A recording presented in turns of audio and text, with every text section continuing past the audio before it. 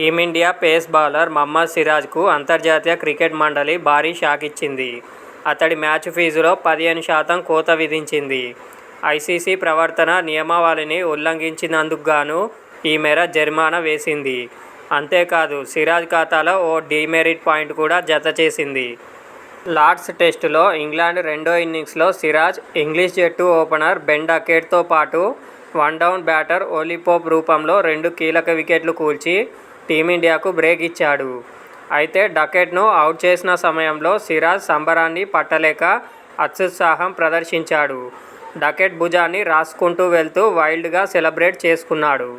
ఈ నేపథ్యంలో ఐసీసీ ప్రవర్తన నియమావళిలోని ఆర్టికల్ 2.5 నిబంధనను సిరాజ్ ఉల్లంఘించినట్లయింది.